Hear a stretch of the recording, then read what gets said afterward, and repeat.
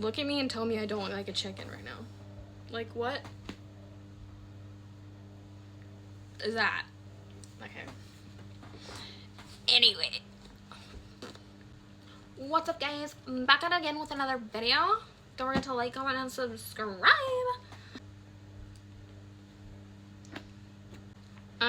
So, don't know what that was. But you know what we are gonna do? We're gonna read chapter 12. Chapter 12. I'm sorry, I was watching videos on my phone a minute ago. Not voluntarily. You know how the internet just kind of goes and like sucks you up? And then you're like stuck there for a second? That's what happened to me. I was kidnapped by social media. So, okay. We're gonna pray first because it's important to do that. So, okay. Whew. Dear Father God, thank you for all that you've done for us. Thank you for all that you will continue to do for us. Thank you for another day. Thank you for the ability to read this Bible. Thank you that I'm in a place where I can freely read this Bible. Please give us the eyes to see, ears to hear, and hearts to receive as we read your word today. In Jesus' name, amen. Okay, dokie. Okie dokie. Okie dokie. Buonasera. I don't know what I'm doing. I'm sorry. It's been 2 minutes and I've not even started. Jesus anointed at Bethany. 6 days before the Passover, Jesus came to Bethany, where Lazarus lived, whom Jesus had raised from the dead. Here a dinner was given in Jesus' honor. Martha served while Lazarus was among those reclining at the table with him. Then Mary took about a pint of pure nard, an expensive perfume. She poured it on Jesus' feet and wiped his feet with her hair. And the house was filled with the fragrance of the perfume. But one of his disciples, Judas Iscariot, who was later to betray him, objected. Why wasn't this perfume sold and the money given to the poor? It was worth a year's wages. He did not say this because he cared about the poor, but because he was a thief. As keeper of the money bag, he used to help himself to what was put into it. Leave her alone, Jesus replied. It was intended that she should save this perfume for the day of my burial. You will always have the poor among you, but you will not always have me. Meanwhile, a large crowd of Jews found out that Jesus was there and came, not only because of him, but also to see Lazarus, whom had been raised from the dead. So the chief priests made plans to kill Lazarus as well. Bro, Lazarus didn't do nothing. So the chief priests made plans to kill Lazarus as well, for on account of him, many of the Jews were going over to Jesus and believing in him. Lazarus died, okay? He didn't consent to any of that. So why are they blaming him? Okay? Not saying that you have to consent to being risen from the dead. Okay? You don't. So if anybody's going, oh, well, she's right. He didn't consent. Stop talking. Stop talking. Stop talking. Okay? Do not be silly. That's not how it works. Okay? He was dead. He had no rights. Back to where I was going. The next day, the great crowd that had... I'm sorry, I can't. The next day, the great crowd that had come for the festival heard that Jesus was on his way to Jerusalem. They took palm branches and went out to meet him, shouting, Hosanna! Blessed is he who comes in the name of the Lord. Blessed is the King of Israel. Jesus found a young donkey and sat on it, as it is written, Do not be afraid, daughter Zion. See, your king is coming, seated on a donkey's colt. At first, his disciples did not understand all this. Only after Jesus was glorified did they realize that all these things had been written about him and that these things had been done to him.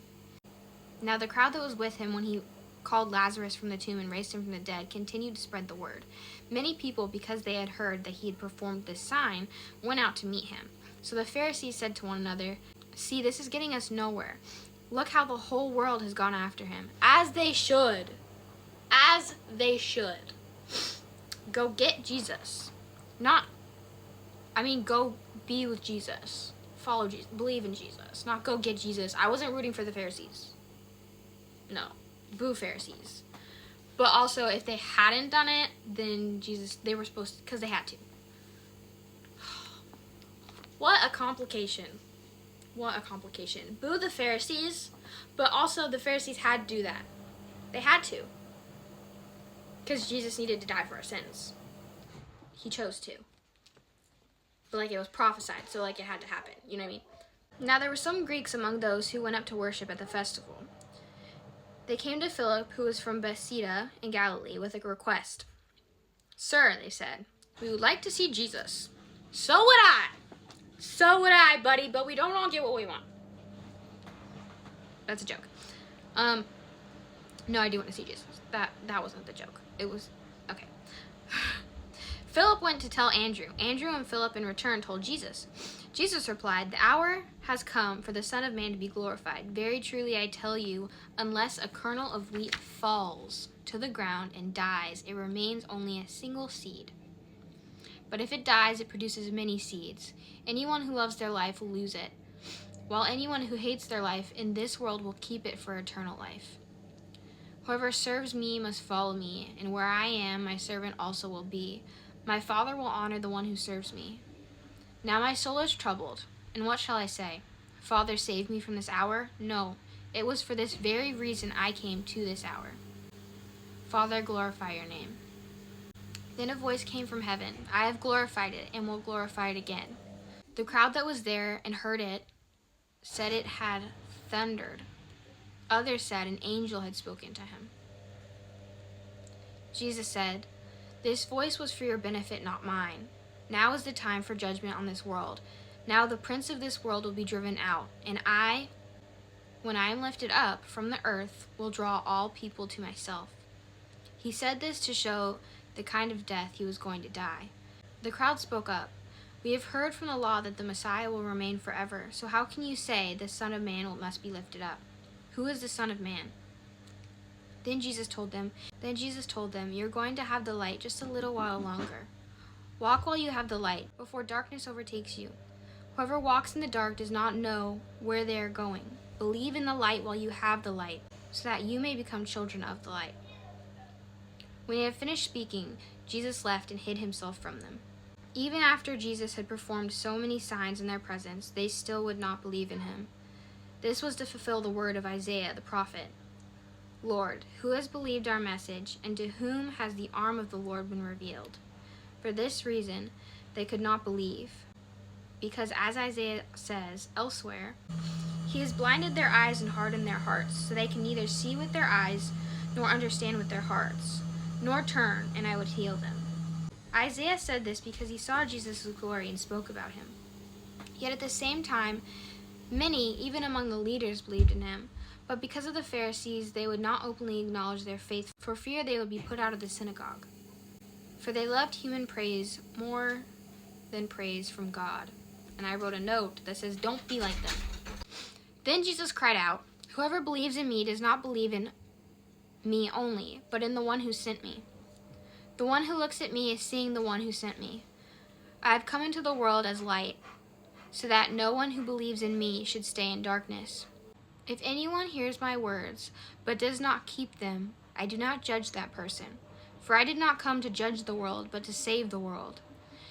There is a judge for the one who rejects me and does not accept my words. The very words I have spoken will condemn them at the last day. For I did not speak on my own, but the Father who sent me commanded me to say all that I have spoken. I know that his command leads to eternal life, so whatever I say is just what the Father has told me to say." And that is the end of chapter 12. We will come together once again tomorrow to start the next chapter. But until then, Jesus loves you. I love you. Goodbye.